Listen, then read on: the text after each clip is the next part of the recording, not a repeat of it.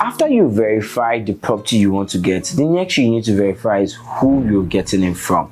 So who is the developer in charge, who is the realtor selling to you, and whichever the person is. Now, I would advise, you might not need to do too much due diligence on a realtor, because most times most realtors are representing certain developers, right? So you might see a realtor that is just 3 months old in the industry, but is representing a developer that has been there for 10 years.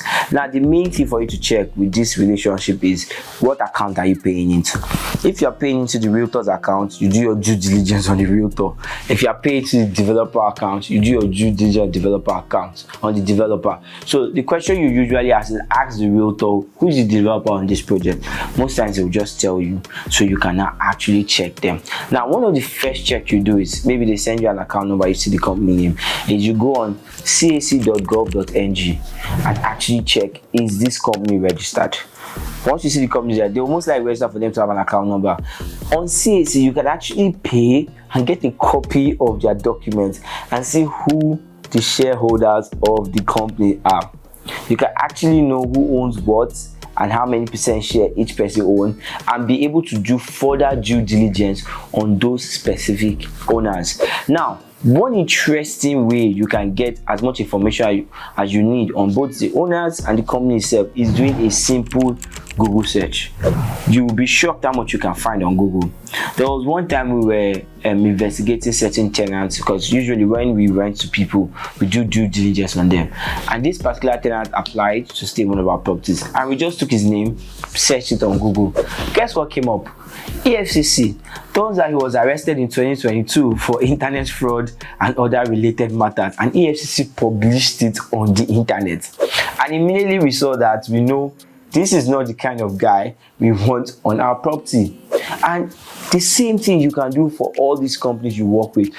Listen to what people are saying about them. Two places you do your search on: do on Google and do on Twitter, because these two platforms do not allow people to delete things independently. You can't delete other posts comment on Twitter, unlike Instagram and Facebook where they actually can. Now, the main thing with this search is not for you to just see one negative comment and go, oh my god, this company is the worst thing ever. See, it's business. In business, you always have customers you piss off. I'm telling you, as a businessman, I have maybe 1,000 customers right now. There is no way all 1,000 of them are happy with me. But you know, sometimes maybe 10.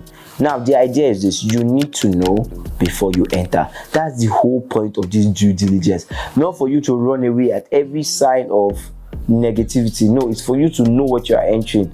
If you see that there is overwhelmingly negative comments on that company, please just take your money somewhere else. But if you notice one or two bad comments, couple of good, because most times customers never leave a review until it's bad review. You will beg a customer for a review like this. Once you do business with somebody, to get a positive review is work. But you see negative review, they will give you for free. The moment they are pissed, they will find you immediately. If you put the camera in front of their face, they will do a very long video to explain how dissatisfied they are with the product. So you need to make sure that you do this due diligence, find out as much information as you can about the company you're sending money to and the owners of that company. And then if you're sending to the realtor, do the same due diligence on the realtor. See what people are saying about them before you send your money to them, so you make sure you are working with the right source and the right company. Another thing you can do to confirm, will this particular company deliver on what they are saying, especially if you are buying off-plan project. This is very particular. Off-plan project and even land, will they allocate where they say they will allocate? Will they deliver? Now, this one will take a little bit of investigation and FBI work, but it's very easy. Find out where they are most active on social media. So you can even ask the person you're talking to, well, okay, this company, where are they active on? Whether it's Facebook, Instagram, Twitter. Now, when you find the page, this is what you're going to do. Go through it. Find out when they did a handover. If you check Flinx page now, you will see we did one handover in January, another handover in February. You've seen that, okay, this is when they are delivering the project. Do you know what you do next? Move back. Find out when they first posted about the project. Now, if you're buying off-plan property, the ideal timeline is between a year and 18 months. Anything lower than a year means they are really doing a great job. But anything more than 18 months and it's not like a 10-story building or 8-story building, my dear, red flag, run away. So just on their Instagram page, you can actually track, did they deliver their last 3 projects on time? Watch those videos. You're going to be spending 50 million, 100 million. The least you can do is spend 30 minutes doing internet search on the people you are going to give that money on to make sure that you are giving the right person the money. So go through the page, find out when they deliver the project, and then look for when did they start.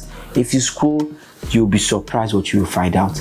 And guess what? There's timestamp on all the posts, so you can actually see the dates they posted, and they can't go back to change that. The dates they posted first and the dates they actually deliver.